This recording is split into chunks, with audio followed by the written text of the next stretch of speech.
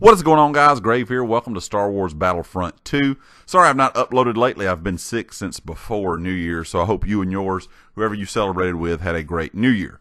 We'll get back to uploading a little bit more frequently here on the channel. Now, guys, this is a game that I picked up a couple days back on sale. It was a game that I was really looking forward to when it was announced last year.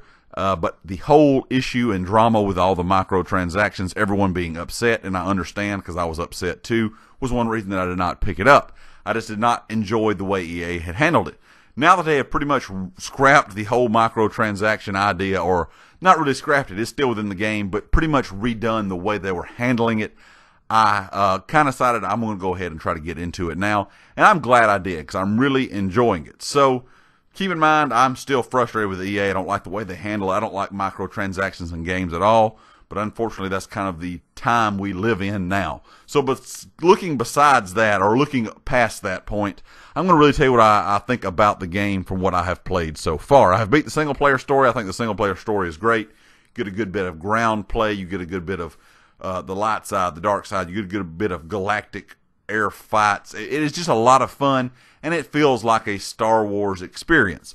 The other thing is I think the multiplayer has a lot more depth to it now. With the different class systems, the way you unlock things, I think there's a lot more depth to the multiplayer, which was an issue with the past installment, in my opinion. I think the heroes, the vehicles, all the pickups that were in the past installment have been done away with. Now it's based on battle points, how well you perform, and it doesn't necessarily have to be kills. You can be in a multiplayer match and play the objective and still get a lot of points. And it feels a lot more rewarding to be able to play well and get rewarded for playing well than just kind of being at the right place at the right time when something pops up and you pick it up. The rank up system also feels more in depth to me now. The past game, it was kind of, you got to a certain point, everything was unlocked, and it was kind of like, well, what do I do now? It just kind of felt not finished. I don't know. But to me, the rank up system now is a lot better. It has a lot more, like I said, with the depth of the multiplayer. There's a lot more going on there. So to me, the rank up system also was tweaked for the better. Now, some things I still think may be a little too casual, but I think, of course, they're trying to make it for a casual audience and a more competitive style shooter audience. And I think they met more of a happy balance within this one than just the Star Wars Battlefront we had out just last year. Graphics, sound, of course, DICE handles graphics well and always kind of sets the bar for the best graphical games on all platforms. The sound, of course, makes you feel like you're within a Star Wars movie. Another thing that I really liked was the heroes versus villain game mode, but I did not like the way it was handled. Now it is handled correctly. It's 4-on-4, 4 heroes versus 4 villains, and everybody either a hero or a villain. I think that is a very good idea. And you get more playtime and kind of be able to learn these characters. And you don't feel just like you're going to get pretty much beat up on if you're not a hero or a villain like it was in the past game. I think Heroes versus Villains is a great game mode, and it was handled very well within Star Wars Battlefront 2.